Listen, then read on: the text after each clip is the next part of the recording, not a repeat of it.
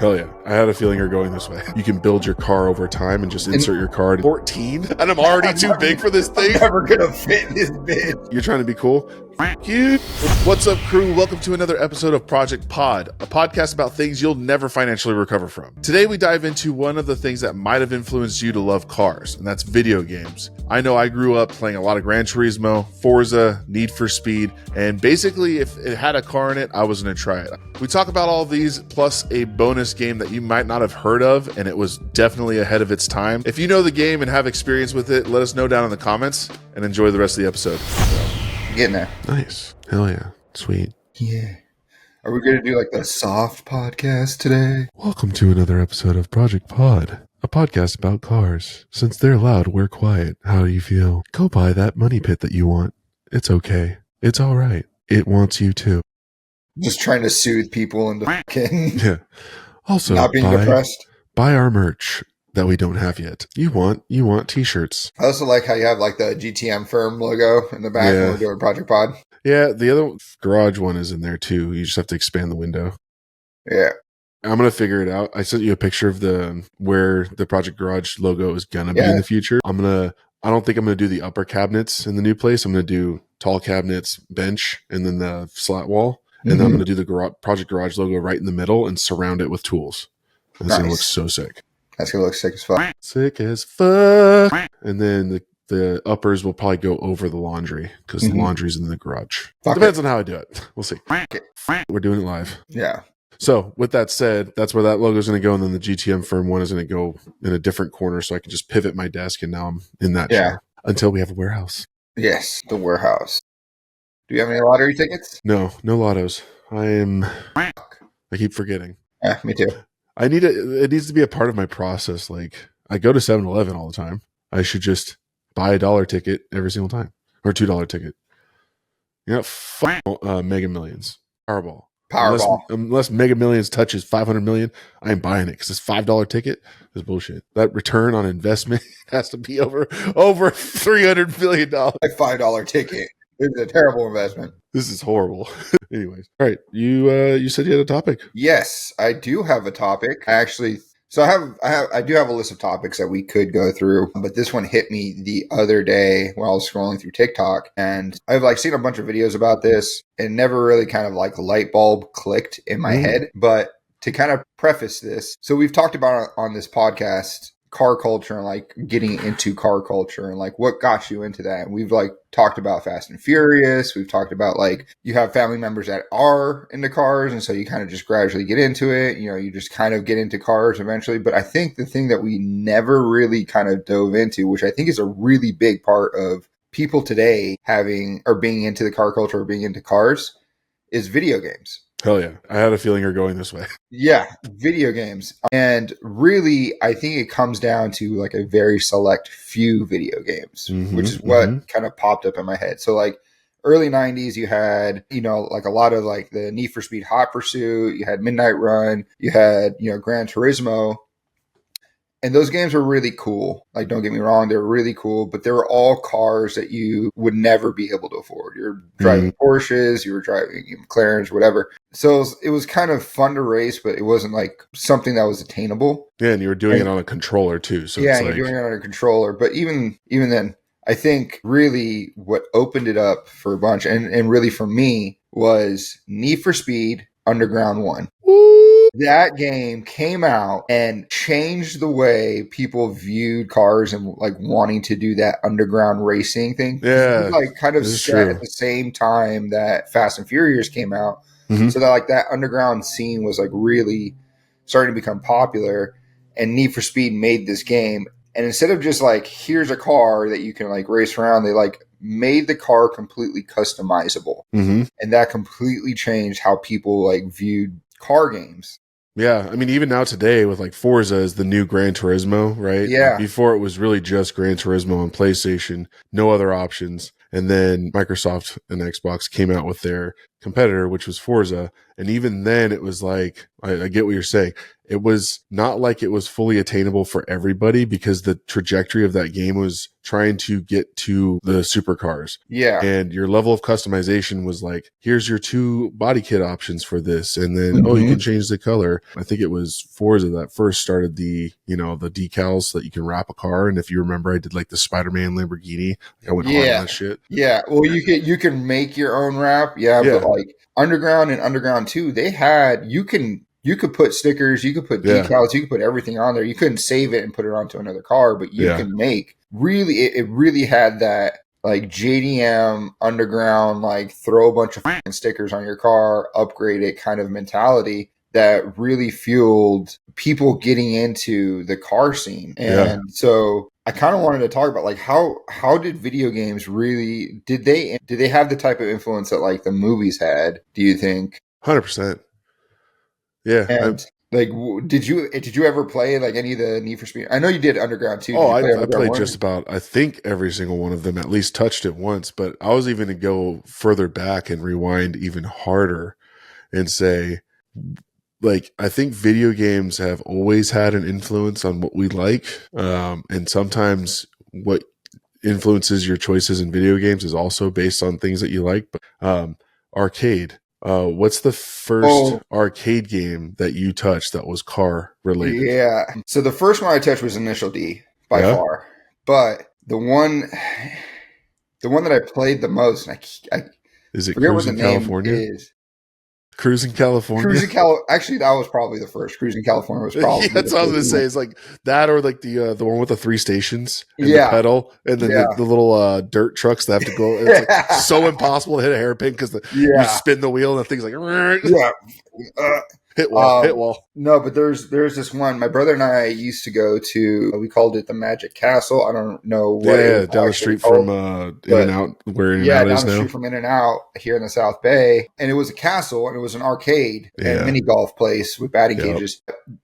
During the summer when I was like 13, 14, they started this promotion called $10 Tuesdays, and you would go there, pay $10 to get in, and every video game was free. After that. So I remember that shit. I didn't remember it before, but you brought that up, and I fucking love that shit. $10 Tuesdays was amazing. So my brother and I would ride our bikes over because we live so close. We'd ride our bikes over there and spend the whole day there. And I literally spent the entire day on one video game. Forget what it's basically an Initial D knockoff. Yeah, right? I think I know what you're talking about. But it had, instead of the sequential shifter, it had the H pattern. Yeah, the H pattern shifter. It's so hard to shift. And you would get your card, and you can upgrade your car like throughout that entire thing, right? Damn, so I didn't know they did that so early on. I thought that was a fairly new thing because like Initial D has that now where you can build your car over time and just insert your card and Initial D had that like from the rip. Yeah. Didn't know that. Yeah. There were some games that they like, you had to get the module for it and some arcades didn't. So you would just get whatever car, but the Magic Castle that we would go to had both Initial D and this other game. And Initial D was so popular at that time that everybody was on there and nobody really played the other game as much. So I chose that one because I wanted to race. Yeah. I was like, this is open. And then I figured out that it was actually a really dope game. So I had several cars in that one. I had a Skyline, obviously. Yeah. I had the AE86 and I had a Supra. But I really only used the Skyline card ever. And it was amazing. I loved it. But I actually started playing that after I played Underground 1. Okay. And so like Need for Speed Underground 1 was the game for me that like I had saw Fast and Furious. I started kind of getting into like the cars, started kind of like really starting to like that, customizing a car. And then this game came out that allowed me to do it at that age. Like I wasn't, obviously at like 12, 13 years old, I'm not able to do any of that shit.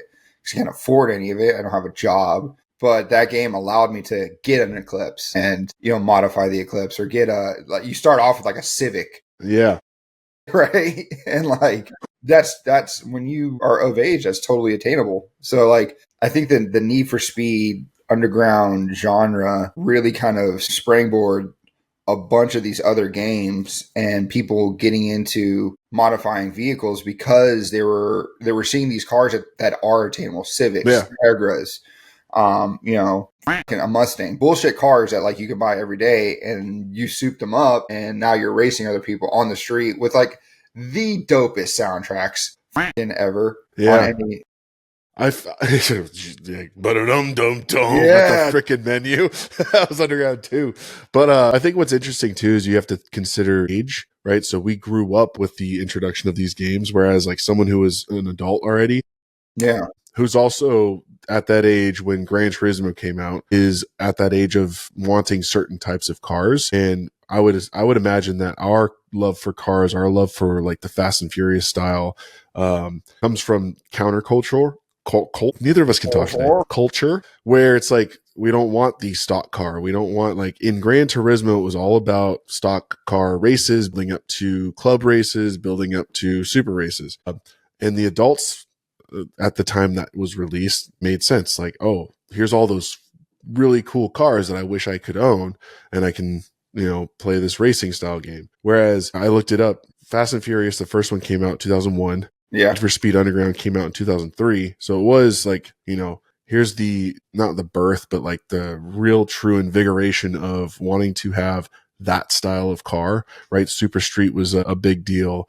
All these cool different side medias coming up with these, like, look at these dope builds, the influence from Japan over to here of people like wanting to actually have something that's personalized. So all that to say, I think it also comes to that part too, where for our age, it came up. Gran Turismo was like, oh, this is cool. I can race. Yeah. But I can't do anything to these cars. And then Need for Speed came out with Underground. We're like, whoa, look at all the different front bumper options. Look at the underglow. And then Underground 2 is like, you want to put some slap in there? Has nothing to do with the speed of your car. But you could put 20 subs back there if it fits. That's why I think like a lot of this, like why I think it's so influential to the car culture today, and really like maybe not so much today, but like during that like early 2010s going into 15, that game didn't just give you the ability to like upgrade a car to make it faster than you race. Like you can customize everything, and not so down to like exactly the way you want, but like throwing subs into the back of a fucking Ford or a Ford Explorer, you can have an Explorer, that you're like souped up and racing around like an open world, environment. Like,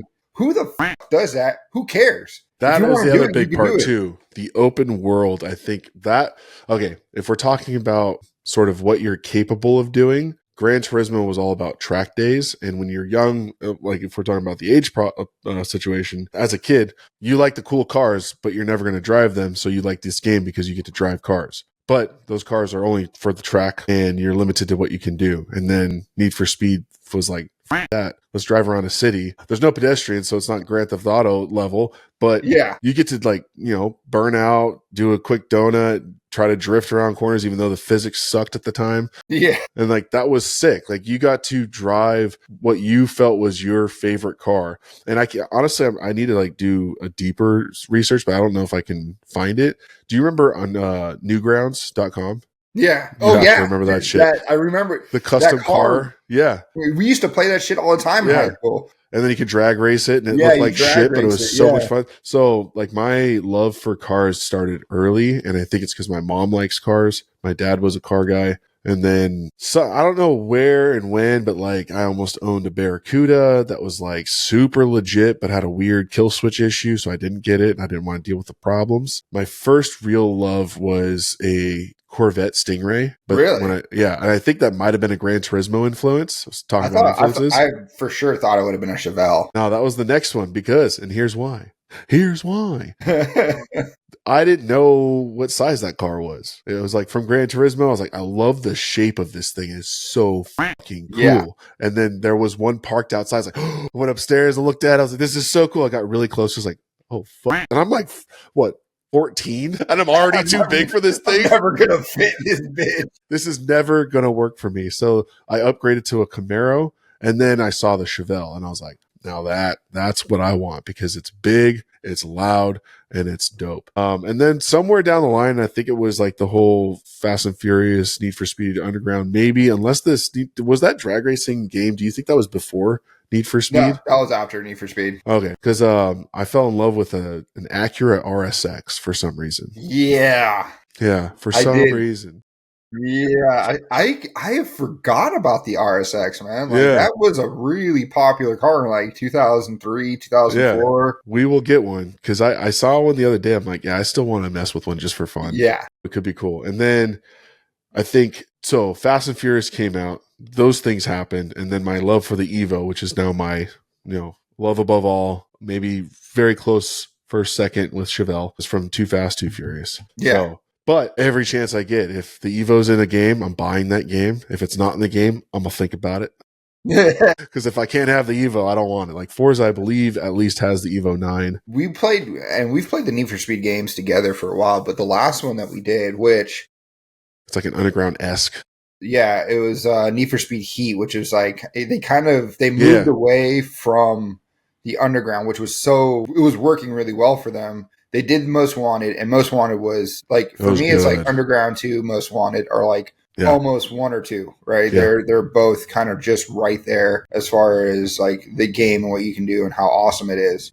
And then they started to kind of move away from like just that open world driving underground kind of scene. And then they came back with it, I think, with like just the title was just Need for Speed, and that was it. And it was like a really shit game. They revamped it and made Heat, and Heat was dope. And we played that game together because you could actually play online with friends and be in the open world together with friends, which was super dope. But that was the game that I built the skyline that I want to build. Like I actually have the sky, like a bunch of like profile shots of it, like screenshots of it, because I want to make it exactly like that from skyline. The game. It was so dope. Like just the color scheme and like what I did with the stickers, everything was like, this is exactly how I want this car to be. Like, just race card the fuck out.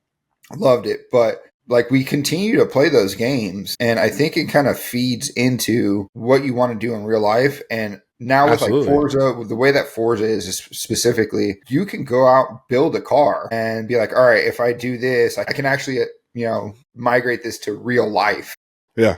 And have people have done life. That too. There's a bunch of TV shows and episodes of people who did exactly that. And this was even with Gran Turismo, which I don't know if there was like a point where Gran Turismo jumped into that world too of being able to customize a little bit more. They had to evolve, but someone had whatever car in the game, and then it showed the car out in real life. And this was probably like 2004, 2006. So that's definitely happened. And then like to where you're hopefully going is like this idea where it's like that second life aspect where in the game too, like if let's say you don't have the money, you don't have the ability, but you really want that cool, you want that skyline. You can have it in that world. Obviously it's not tangible, but it's in there. And in like the Forza Horizons and the Crew, which I think is still kind of a game, and Assetto Corsa, you can build this dope car and then be in this environment with others and have like car meets. You can kind of show up and enjoy some stuff together. So I think that's definitely a cool aspect of these games. Now, what I will say though, is there was a really funny phase. And I think this might be why there wasn't enough growth for these games and they kind of just sizzled out. And it's because they were always just like Fast and Furious, way over the top. Like, are we really walking into a dark garage and being like, okay, guys? The storyline, yeah, the storylines were always so bad. Like, and I would even say Fast and Furious was fucking great compared to Need for Speed storylines. You know what? The Need for Speed Underground 1 storyline, I really enjoyed. Maybe because I was fucking 13. I don't know. Maybe that's it. Maybe that's the case. I really enjoyed it because it was like, it didn't really show a person. They didn't really show, and they did this with other ones like Underground 2 and Most Wanted. They never really showed the main character, so you thought it was you. You can pretend that it was you, but like Underground 1 was literally just a dude showing up in like a new city and like ended up making a contact with somebody, and they're just sending him races. Like, hey, yo, come through this race. Like, if you want to be number one in this, like, underground racing league that like is not. So it felt like, I'm being kind of being a criminal. Like, this is legal shit. Like, there was really no story outside of like, I'm going to be number one in this shit. And that's it. Whereas like Most Wanted, they had like that dude that was chasing around and was like coming up to the car, like, this is a nice vehicle. Be ashamed to be in the Crusher. And like, you're like, dude, what the hell? What did I do to you, dude? Like, Well, based on the previous games, the story arc is Yeah, fuck, it man. would be a shame for this to be a can somewhere. Yeah, Yeah, and I think similar to Fast and Furious 2, it was like you said, in Underground and in Underground 2, it just felt like you were this sort of rebel getting notifications that there was a street race. You had to drive there, get there, and then do the race and hopefully win, make some money, modify your car. That's that real life shit. yeah, And then it evolved into this like bigger and bigger and bigger thing where it's like now we just have to have this crazy storyline for you. yeah, And I think the best change that happened is like so there's Need for Speed. There was an old one that was just Need for Speed, and then there was a newer one that's just Need for Speed. And then there's the Heat. Heat was awesome. You can choose to do storyline, or you can choose to just bop around and find races. And like that to me is like the flexibility of being able to choose your own adventure is huge. You don't have to follow a storyline. You just be about it. Mm-hmm. And then, so that leads me into the one game that you seemingly have forgot that we both played. Red Legal racing. Redline. Where you legit try to take a part off and the entire car explodes. You thought you were removing the air intake and somehow the block came out. And you're like, wait, this game is so broken. It had so much potential. So much fucking potential. You know what? I want somebody in the comments like, has anybody else played this game? Have you played Legal Racing Redline? This I still have it on Steam. I still play it every once in a while. The fact, so like this was a game that if you didn't play it, was available a very long time ago. I think this was like probably around the same time as the Need for Speed Underground sort of days. It came out. I think it came out in 2004, 2005. Yeah, and what they tried to do was just way too soon. The technology was not ready, and like I said, you were trying to click on certain things, and you click on the block, and then boom, your whole engine's out. And you're like, what? Yeah. I just wanted to take just one part off. Like you had to be so precise. Then like fast forward to recently, I was like, Justin, you remember that game? It's on Steam. So we got on that shit. And it has cheat codes too, like the good old days. You get millions of dollars. You just build the hell out of a vehicle. But like what's great, like that game really was the stepping stone for Forza, right? Yeah. Like before 100%. Like everyone talks about Forza, like, oh, you can customize like the retarding the cams, like you can have compression, the physics of everything. Like Redline had all that shit. Like you can adjust your cam ratio, you can adjust the AFR, you can adjust the boost. Like it just was so fucking trash. And once you did actually fucking build a car, by the way, like you spent probably like 3 or 4 hours building this fucking car and all your because money. Like the parts were like different or like it didn't match up. It always had that what noise. Like if you try to put a part on, it's like, and then you're like, dude, what the fuck? Like, why is this not going in? I got the wrong door, the wrong header. Yeah. Like you legit had to do your research in that game too. Yeah. Like you can end up with the wrong header and it'd before be like, that game. Yeah. Because they all renamed them like Isha Cebu or whatever, like, which was like Mitsubishi and like, Suzuki, I don't know. Yeah. But here's what pissed me off about this game. And I don't know why I still play it. I'm a glutton for punishment or some bullshit. But you would spend like 3 or 4 hours building this car. Finally get it done. You're like, all right, I'm going to go do a race. You get out of your garage and immediately fall through the fucking map, and your car gets super fucked up, and you have to like literally rebuild it. You can hit escape and like tow back to garage as your car's falling through the map. And so it tows it back to the garage, and it gets in the garage, and it's super fucked up, and you're out of money because you spent all of it building the car. Now you got to start the game over. Yeah. Like, what people don't understand is if you've played any other car game, if you crash the car, typically when you restart the instance, like GTA, Need for Speed, like when they have those like real damage, or Forza, Gran Turismo, the real damage, you're crashing into other cars, walls, you got damage, it goes into the garage, either it just fixes itself or you click a button and it costs money to fix. These guys were psychopaths and decided that, well, I was going to tell this story where it's like, you would exit the garage to go race, and then you hit the start button and it wouldn't start. turns out you're missing something, had to go back in. Or you get it to start and then it wouldn't move because you had the wrong ratios, you had the wrong something. Yeah. Or you'd launch it off of a jump thinking you're going to be okay, and it landed and it just everything blasts off. Yeah. And in that case, you don't get those parts back. They No, just you go don't. into oblivion. Yeah, they're gone. So with Redline, these psychopaths decided that, oh, this is real world, bud. You break your car, you bring it back, you got to take that piece off and buy a new one. Mm-hmm. And you got to install it yourself, which respectfully, I love that shit. I want that shit. I want that today. I want it with the real physics. Like, I want to be able to go in. I don't know if we need to go like every nut and bolts. I've seen people building games with that level of detail where it's Car Mechanic has that. Yeah, where it's like you got a little screwdriver and you're taking off everything. Like, I would definitely nerd out on that. And it would be great if you could have like what level of professional slider do you want to be? Right? Yeah, do you want to be just take the shit off altogether. I'm too lazy right now. But that fuck, man. That was another blast from the past. Redline. What that game just had so much potential to it, and it just was so buggy. Like, another thing that would happen, like, once you crash your car and it got super fucked up, and like a majority of the time when you would go out racing and it would work, you would fuck that car up. Like, that car would be fucked so bad. And you have to tow it back to the garage, right? You couldn't drive it back majority of the time. You would get back to the garage and like it had kind of like a heat map for like what parts would be broken. So like red was like this part, get it out of here. Like orange to yellow was like repairable or you could still use it. And then obviously green, blue or whatever was fine. But like it never showed the frame. So you would rebuild this car again and take it out and be like, your frame's fucked. You can't get out. Like, you can't drive this car. And you're like, I didn't even know that the frame was fucked. Like, what? I just spent like $200K trying to build this shit back up. And now I can't even drive it. So, like, just everything about that, like, what made that game good on top of that was just like how fucked it was. It was just hilarious because you'd find the most random shit. Like you said, if the frame was messed up, you wouldn't know. And sometimes you'd find out by installing the coilover, the brakes, and it would be like control arm, and for some reason it's like, or like you put the fender on the shit's like in the hood. You're like, what? Why?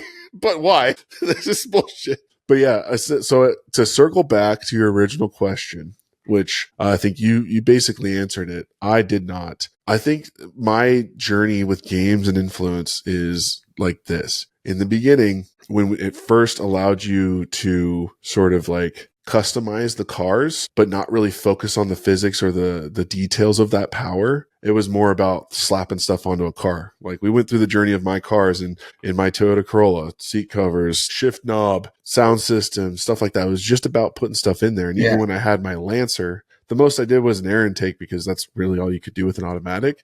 But I still wasn't trying to figure out, and I didn't buy with the intention of trying to do performance. It wasn't until in college when Forza had all of that tunability. And like you said, it's in Redline. I didn't know that. I still didn't know that. And like, if I had known, maybe Redline would have influenced me more to like want to. But the fact that I could go in and like, I got pretty good at Forza where I can really dial in the suspension and make the car drift, which this was before drifting was put into the physics of games. But there was enough foundational physics that you could make a car drift if you did tire pressure a certain way, you did the cambering, you did the sway bars. But that level of detail made me want to. That's when I think I got the 240SX. It's like that was the first time where I had the ability to. I just didn't have the knowledge or the funds to fund it. But like being able to go in and say, "Hey, I'm going to do my sway bars to this, lower the car, make the dampening this way, and then go test it. It didn't work. Go back to the drawing board, mess around with it, go to your YouTube video, and try to make it work." That made me want really, really badly to get deeper into cars. I think it's obviously to each their own. So depending on how, like for another example, Need for Speed Underground 2, I had a steering wheel and pedals. This is how I learned how to drive a car. Like, people think I'm joking. I legit did not have to do, I had to because it's for legal reasons. I had to do driving school, but I hopped in and I was ready to go because I had spent hours and hours and hours racing on my computer, and the physics were good enough where I knew what I was doing inside of a car. You're just like, I hope there's not a car that crosses my path. That was the most frustrating. That was the most frustrating thing about any of those games. Was like, I'm in first place, and then just some like taxi. I forgot. And you T-bone it. And you're like, well, yeah, now I got to restart this fucking race. It's a 30-minute race, and I just lost. Yeah, because of some asshole. Dude, video games. Fuck. We got to do a live stream with Heat. Yeah. Get back on that. That'd be fun. Yeah. Let's show people my fucking Skyline that they need to start watching for so I can afford. Thank you very much. Please.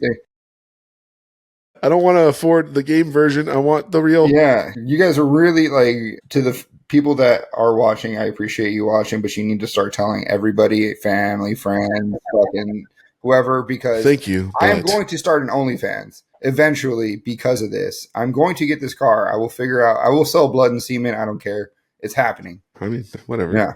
Populate the world with me. Whatever. You pay a lot of college tuition later, but it. I need that. I think you signed paperwork where it keeps you from having to No, some dude got that shit got reversed and he had like 1,000 some kids, dude. Yeah. Even if it's 10 kids. Fuck. Yeah. He's so screwed. They made a whole movie about it. It was like with Vince Vaughn, Delivery Man. Oh, yeah. Yeah. I got fucked. Dude, and then we didn't, you know what's funny? Have you seen the movie Need for Speed? Yes, I did. I did see the movie. I actually liked it. I know a lot of people were like fucking shitting on it. I liked the movie. It was a good adaptation of what Need for Speed is and not going too wild with how Need for Speed does their underground villain. Yeah, it made me want to get one of those Mustangs. Not gonna lie, that Mustang was fucking sick. We will 100% have one of those Mustangs at least once because why not? Those things are so powerful. I want to experience peeling out after a Cars and Coffee and flying into a ditch for no reason, jumping on the sidewalk and hitting like 30 people. Yeah, I just want to understand why. Yeah. Why is it such a stereotype? Like, is it literally it just happens? Like Mustang is like, oh, you're trying to be cool. Fuck you. There's some like AI voice like about to up your day. Hey, way to be an asshole. Yeah, I'm gonna you're trying to burn out. Let me show you how it's done. Yeah. Or just like a heads up display where it just starts like boxing people like 10 points, 30 points, and you're like, oh, it's a video game. What the f- All right, thanks for watching. I hope you enjoyed it. If you're new, consider joining the crew. By subscribing to the channel, not only are you entering our first giveaway, which is for a set of Icon wrenches from Harbor Freight, a Daytona jack and jack stands, all about a $500 value, which you'll be able to choose that or a Venmo of $500. You just have to be a subscriber. As soon as we hit 1,000 subscribers, we're going to pick a winner and then move on to the next giveaway. We're going to be moving on to more tools, more garage stuff, as well as some giveaways with cars in a different way. A lot of the car giveaways today are like supercars or cars with extreme upgrades. We want to go to the ground level and deliver something like an E46, E36, S13, something that's ready to be a project car. It's not going to be clapped, but it's going to be ready for you to install some parts. And that's part of it too. We're hoping to partner with others to have it ready to upgrade. Coilovers, intake, exhaust, short shifter, whatever we can add to that giveaway to make it more valuable for you and get you started in the project car world.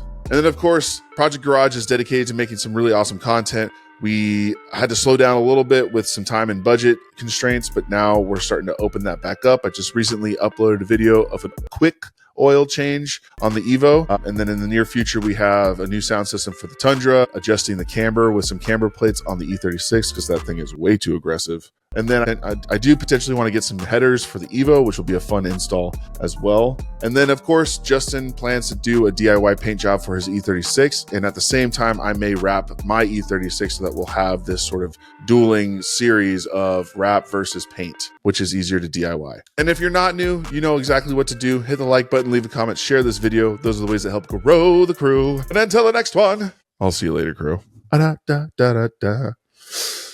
Yeah. Oh, go spend some money on that money pit. It really wants you to. I think I got a vendetta. Oh, now they call me, I seen them. All of those times getting severed. I told them all I get let up. They get not tired of me never.